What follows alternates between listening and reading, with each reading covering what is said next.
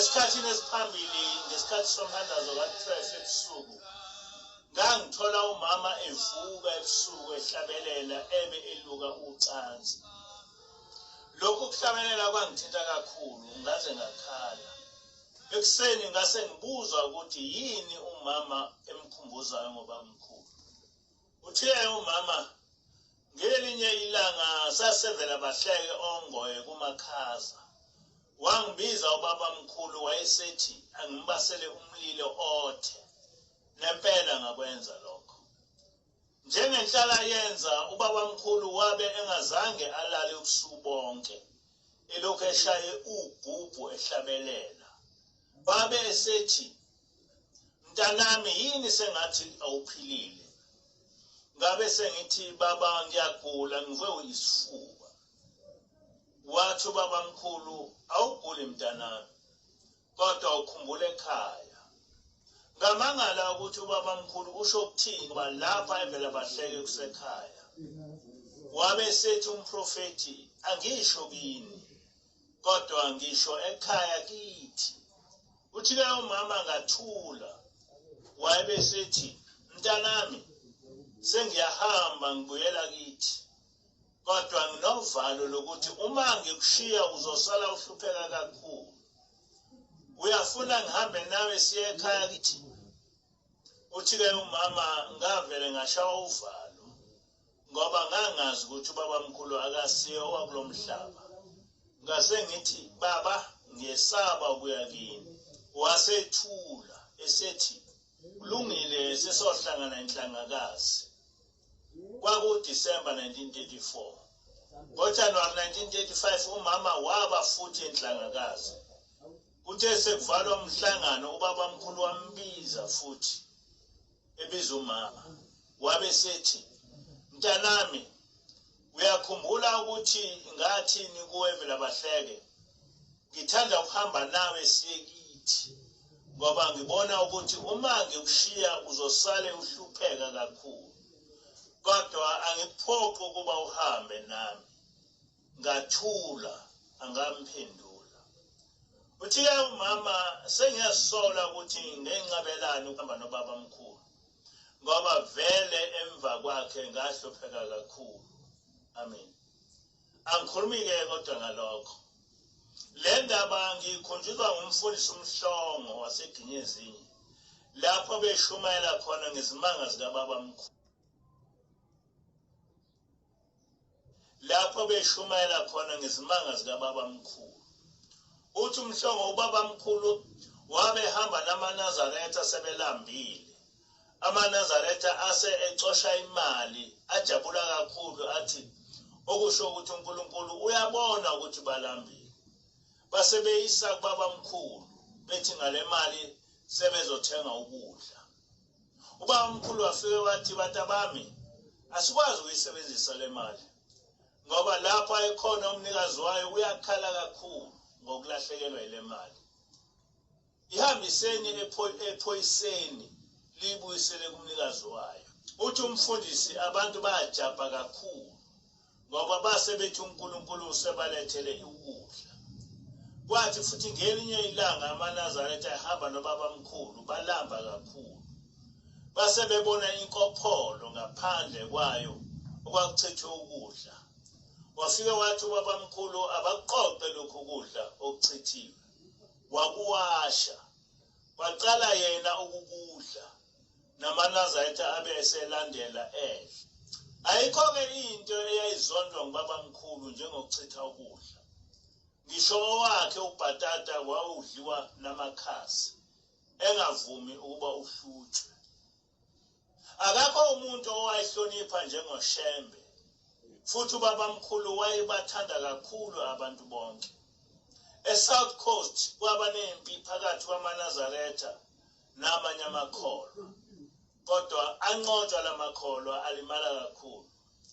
Kwathi sekusenkantolo uzothethwa icala, ubabamkhulu wahamba wayothenga izinkwa, wafika wazinika nalamakholwa ayelwa nabo, badla besutha, yize babekade belwa nalamaNazaretha, umprofeti owayengumholi wawo. Njengoba sisho, uShembe wabe ngumuntu othobile kakhulu futhi ezehlisa, ungeke ubone ukuthi ungumholi webandla. Kwakhiwa umuzi wasePhameni wayezibambela ekwakhiweni kwawo, naye etholakale ethwele izingoqo njengabantu bonke. Sekuqedwe izindlu ezintathu, kwathi sekuyolalwa, watshela amakhosikazi namakhosazana ukuthi akangene kulezi zindlu alale. Yena walala egcekeni ngaphansi kwezihlahla. Ukucabangela ibandla kunaye nobaba ilanga waqhubeka nalesi senzo. Yena-ke wayenayo imoto yokuhamba. Uthi u-anti uMampanza kwathi besuka eMkhayedeni ngezinyawo, ubaba ilanga wehla emoteni wahamba ngezinyawo, wathi imoto ayigitshelwe ngamakhosazana. samangalisa lesi senzo sikaBaba. Ayikho into uShembe owabe eyithanda njengamaNazaretha. Ekhasini 127 lencwadi ka-Advocate Mnyandu ethi izintshumayelo zenkosi ilanga. Inkosi ilanga ithi uShembe esezohamba emhlabeni wembatha ingubo yamasaka.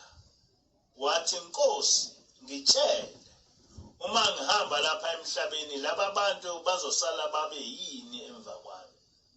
Akuyi kungena utshwala ekuphakameni. Akuyi kungena ugwayi ekuphakameni. Akuyi kungena izingulube na. Akuyi kugcwala yini onondindwa ekuphakameni. Akuyi kugcwala yini abathakathi ekuphakameni. Aliphulwa yini isabatha.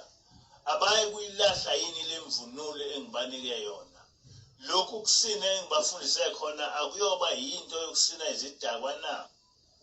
Uthi uBaba Ilanga uthe uma umlungu engibuza ngobaba ngathi cha into yinye engangiyibona ngoShembe. Ngangingaboni ukuthi ngubaba. Ngangibona isilwanyana nje esivela ezulwini. Kodwa lesi silwanyana sinothando. Ngisho ethule wawuye uzwe ukuthi lo muntu uyangithanda. Noma ekhuluma nawe uzwe ukuthi lo muntu uyangithanda akazenzisi. Wayethi uma ethi mntanami kube mnandi yonke indawo. Kube sengathi nezono zakho zonke ziphelile zathethelelwa. Nempela kwakunjalo. Uyaqhubeka uBaba Ilanga ekhasini 159 uthi uShembe wathi noma ngihamba batabami angazi ukuthi ngiyaphi kodwa engikwaziyo ukuthi ngiyaNkulunkulu. Noma uNkulunkulu ngubeka elangeni noma enyangeni noma phezulu kolwandle noma ezintabeni zasentshonalanga noma empumalanga lapho engiyobe ngikhona ngiyolokhu nginikhumbula nje. Angiyukukhathala, angiyukudinwa, angiyukuphela amandla. Lezono zenu zingeke zingivimbele. Ngiyonikhumbula ngothando lwami olungapheli. Uyaqhubeka uBaba mkhulu uthi batabami uma ngiphakathi kwenu nginjengomfazi onabantwana. Noma umntwana ebulele umuntu unina akaze abona. Noma umntwana ebile noma umntwana enjani unina akaze ngabona. Ngilindile ukuba lolu thando lwenu nilembathe nonke. Ngilindele ukuthi mhlani fika esangweni lomuzi ongcwele uma ningqongqoza nithi baba sivulele ngiyonivulela. Ngoza ningubo yami endala enkulu ngiyembethe noma eyesikhumba noma yamasaka bese nginifaka lapha ngaphansi nginifukamele nginithwale ngingene nani ezulwini. Uma bebuza abasezulwini bethi Shembe uthweleni wamkhulu kangaka namuhla. Ngothi cha Nkosi impahla yami. Akukho namunye oyobuye angiphenye. Kodwa lokho ngokwenza kwabangangisoli kwabangangihlubuki. Amen. Ngohambo lwakhe lokugcina lasenyakatho bahlela ezintabeni zasentshongweni kwaMhlabiyalingana. Basebelala khona lapho namaNazaretha. Ngoba kwasemahlathini anezilwane eziyingozi. uBaba mkhulu akalalanga wahlala wabheka amaNazaretha aselele ekhathele. Washaya ugubhu lwakhe ehlabelela kwaze kwasa.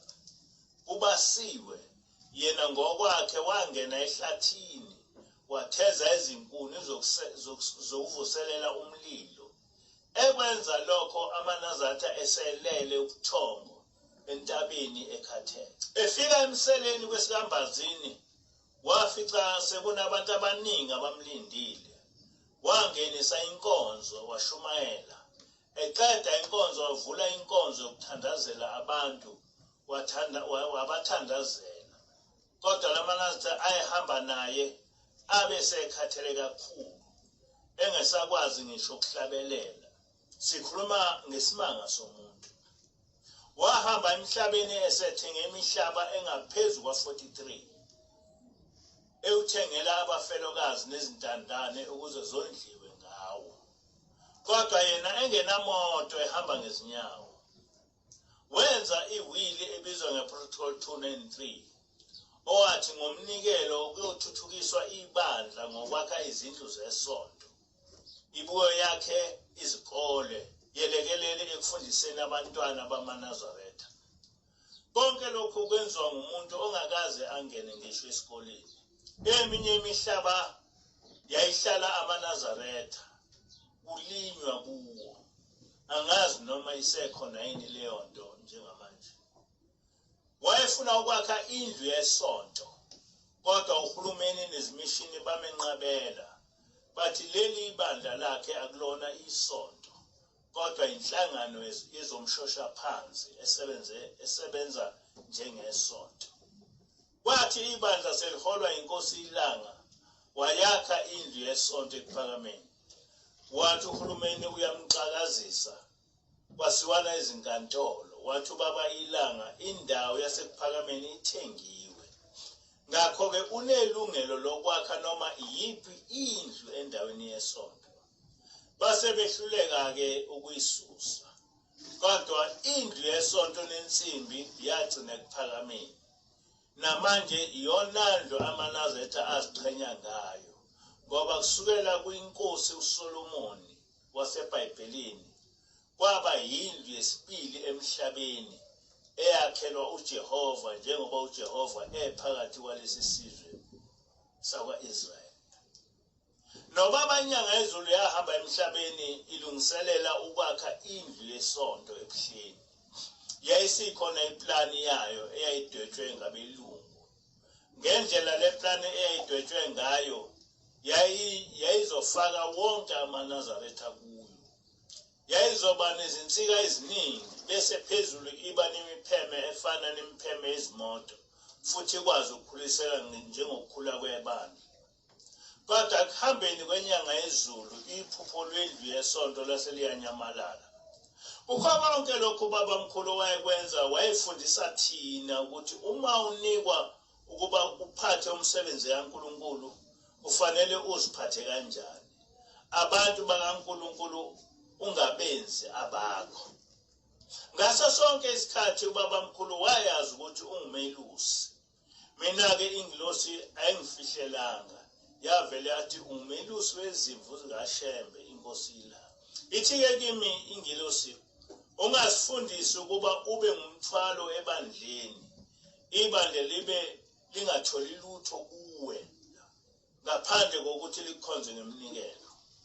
Konke okwenzayo ubuke ukuthi ubabamkhulu wenzani kumaNazaretha. Uma ungumholi webandla usuke uyisebenzi sikaNkulunkulu, ungabe sekuba nguwe uNkulunkulu ukhonze wena. Ungasicebisi ngeminikelo yabantu, kodwa wena sebenzisa iminikelo ukuthuthukisa ibandla. Uma uhambela amabandla yiba nemoto eyodwa kanye necaravan.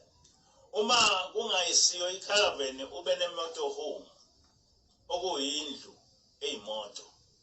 Ngangayazi moto home, kodwa ngayitshelwa ingilosi.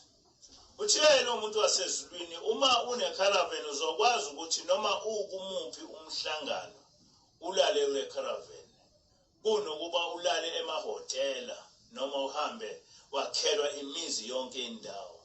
Sebenzisa iminikelo ukondla izintandano nabafelokazi, uthuthukise ibandla noma ngayiphi indlela. Ngelinye ilanga ingilosi ithi, uma uNkulunkulu enganipha u-40 miliyoni ningawenzani? Sase siyachaza-ke izinto eziningi. Uthi-ke lo muntu wasezulwini akunjalo. uNkulunkulu akamniki umuntu imali njengokwenza komubi.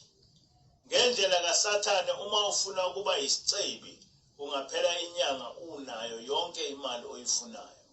Ube isigwili, ngoba uSathane uyashesha ukukunika okufunayo. Kodwa ekugcineni imiphumela yalokho isihoko. Ezulwini imali yasetshenzelwa, ayivele iwe phezulu njengemana. uma uthola imali ubobuza uNkulunkulu ukuthi ngale mali ufuna ukuba umenzeleni uNkulunkulu, ngoba ngaso sonke isikhathi uNkulunkulu ukunika imali ukuba ngayo usebenzele yena, hayi ukuzicebisa wena. uNkulunkulu uyahlupheka ngoba noma imuphi ohluphekile ubikela uNkulunkulu, kodwa uNkulunkulu akasebenzi ngemilingo njengoSathane. Ukukusiza kuyaphuma ehambe kufunela okucelayo, ekuthole noma engakutholi ngaleso sikhathi. Ngakho-ke uma uthola imali ubovula amabhizinisi, wakhe imisebenzi ukuze abantu bakaNkulunkulu basizakale ngawe, bazondle. Yikho ubaba mkhulu wayethenga izindawo eziningi, ngazo ondla izintandane nabafelokazi. Nawe-ke kufanele uhambe ezinyaweni zomqali wendlela yokukholwa kwethu, uzame ukulandela umprofeti. Inkosi kuse elizwi lakhe.